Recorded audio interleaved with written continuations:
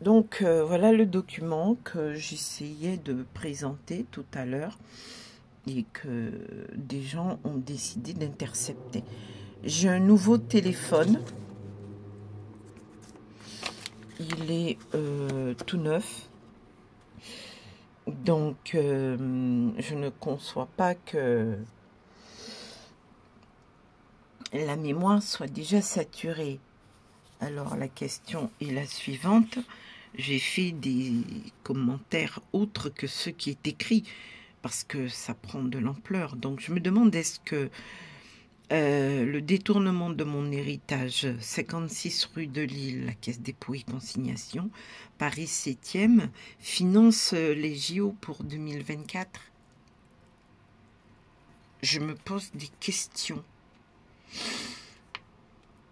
Et est-ce que les présidents du conseil régional, qui se trouvent pas très loin de la Guadeloupe, et les vice-présidents constituent le consortium de détournement de fonds pour financer des projets où moi, ma vie n'est pas intégrée dedans. Donc tout le monde a de belles récompenses, des couronnes en or, enfin l'équivalent, des médailles pavées d'argent, de bronze ou de tout ce que vous voulez, pendant que vous vous asseyez sur mon droit, ma liberté à hériter de mes parents et à vivre en bonne santé. Vous avez déjà décidé, quelqu'un a dit, de laisser faire. C'est quoi l'idée des JO? Je voudrais que quelqu'un me rappelle le sens de cet événement. Je croyais qu'il s'agissait d'humanité avant toute chose. Et ce qui se passe entre mes quatre murs depuis... Mais c'est mondial, hein. Il ne s'agit pas d'accuser la Guadeloupe quand ça se passe en Guadeloupe.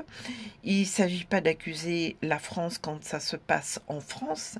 Mais enfin, quand même. Quand même. Donc j'ai quelqu'un de la Caisse dépôt et consignation qui me renvoie à un traitement de mon dossier par un autre couloir. Mais ça fait 14 ans que mon père est décédé, que je traite les dossiers et qu'on m'envoie tantôt Monsieur Casalan, des Béquets en Guadeloupe, lui ce métis béquet, le blanc a du Guadeloupéen ancien esclavagiste couché avec sa mère, une indienne. Monsieur Rinaldo, des Guadeloupéens italiens. Mais il me renvoie au Crédit Agricole en Guadeloupe, à droite, à gauche. Ils oublient Monsieur Terry Vagao, à la Caisse des dépôts et consignations, à la JAI, qui en 2019 est retourné a été modifié et est devenu Banque des Territoires. Alors, Monsieur Chalus, Madame Panchard, je me demande, est-ce que vous allez perpétrer de l'escroquerie pour pouvoir gonfler le capital propre de la Banque des Territoires qui finance les investissements en Guadeloupe?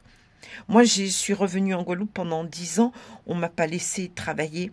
Est-ce que vous allez financer les manifestations des JO qui vont se dérouler sur le sol guadeloupéen?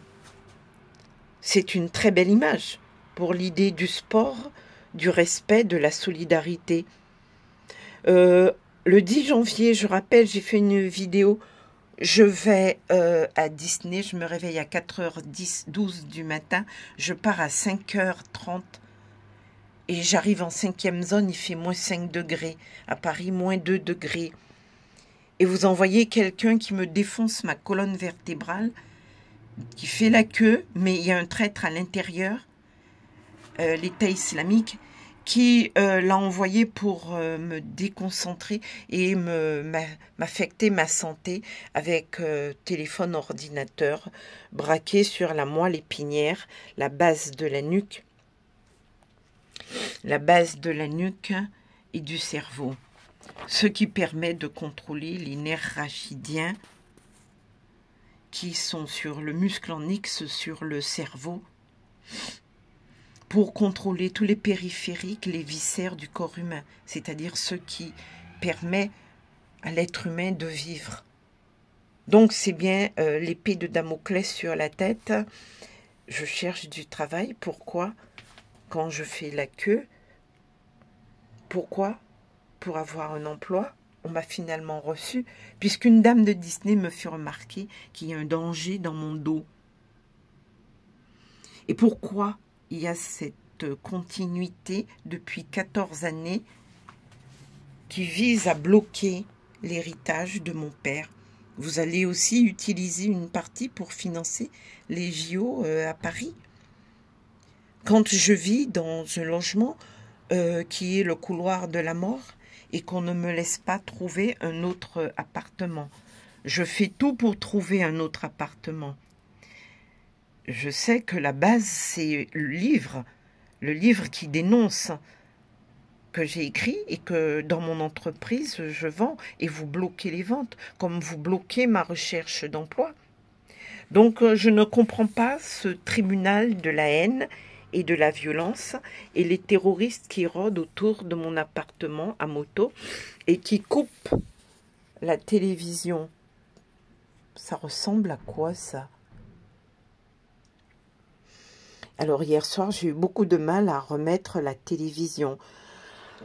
Oui, j'exprime parfois mes insatisfactions avec véhémence et une certaine colère. Et parfois, il te stimule, cette colère, pour qu'elle dépasse la colère rationnelle qui permet de bien se faire comprendre. Ils te font basculer, selon eux, dans une colère qui relève de la... Une colère, vous voyez, dans les fonctions de l'hypothalamus, page 113, le thermostat du corps humain. Ils m'ont déclenché le froid, une boule de froid, vendredi, parce que j'étais en ligne avec la caisse dépôt et consignation. Vous voyez? Donc, les voleurs sont autour de moi et ils attendent que mon cadavre soit bien froid. Et quand ça prend trop de temps, alors ils envoient du froid. Allez voir, page 113, le fonctionnement du rythme cardiaque, page 112. C'est de la torture et de la maltraitance. Et vous avez donc la caisse dépôt et consignation juste à côté, et juste à côté du conseil régional de la Guadeloupe, boulevard Saint-Germain, conseil régional de la Guadeloupe, le bus 63 qui passe par là, qui va à Gare de Lyon, et qui va à la Muette, 2 directions, qui s'arrête à Assemblée nationale. Et récemment, ils ont fait un malade mental, apparemment, hein, ou terroriste, on ne sait pas trop, donner des coups de couteau avec... il avait un couteau et un marteau.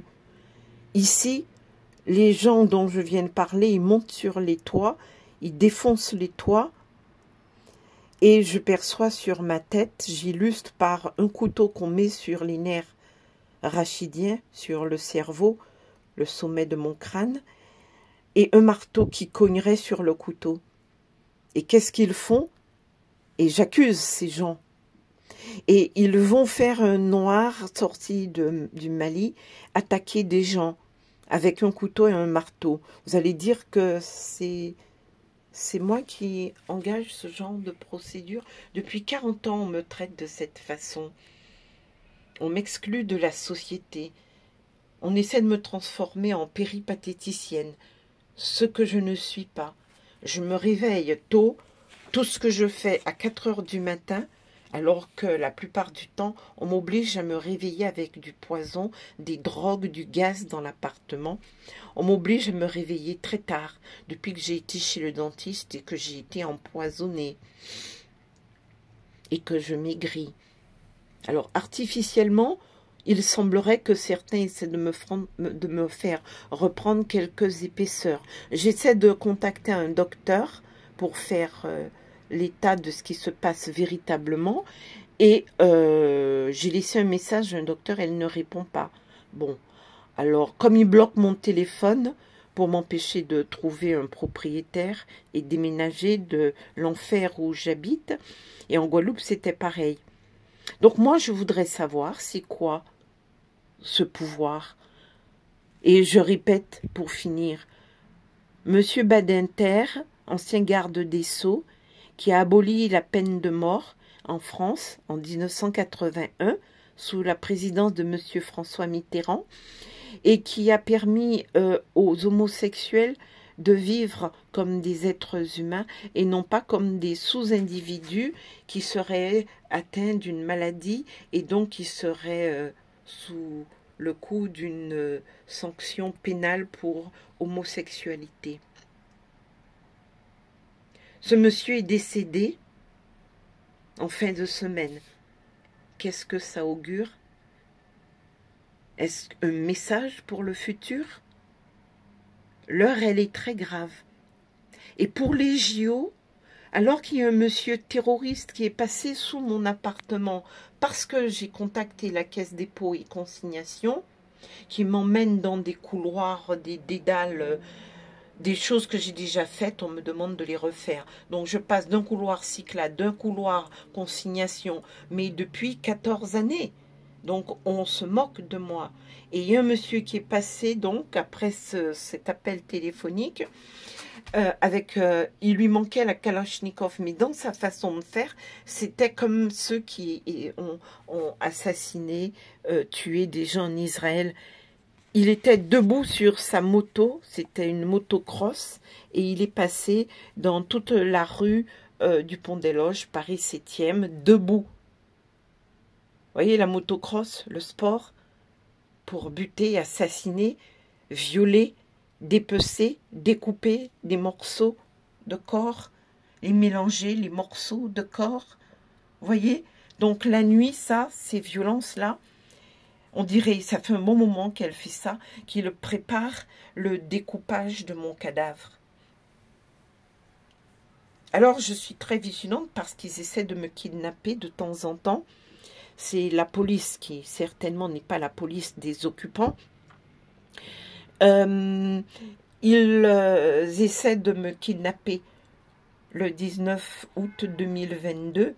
Il y a une voiture dans le bus 31 qui sortait de mairie de Barbès-Rochechouart, Paris 18e, là où il y a des connexions avec les gens dont je parle, du conseil régional de la Guadeloupe. Et j'ai pris le bus 31 via l'Étoile pour aller chez moi. Et donc, la police est intervenue et a fait le bus s'arrêter. Et le chauffeur vient me dire « Oh, excusez-moi, je me suis trompé de direction. Passez de l'autre côté. » En fait, j'allais me faire kidnapper. Et on m'aurait trouvé découpé en petits morceaux. Et ça s'est passé l'été dernier. On a trouvé aux Pays-Bas des femmes découpées en petits morceaux. 22 morceaux de corps de femmes dans une valise. Et il y a quelqu'un qui m'a dit « Ce sont tes voisins qui font ces choses-là. » Et ce sont les mêmes qui, parce que j'étais en contact avec la caisse dépôt et consignation, Paris 7e, pas très loin du conseil régional de la Guadeloupe. Donc l'appartement où je suis, j'ai l'impression qu'on attend que mon cadavre soit bien froid pour manger mon héritage. Ça va durer jusqu'à quand? Bon. Voilà, alors j'ai changé de trottoir à la demande du chauffeur du bus 19 août 2022 et c'est la police qui l'a obligé à changer de direction. Bon, alors ça suffit et laissez-moi dormir en paix et vous n'aurez pas mes organes ni mon héritage.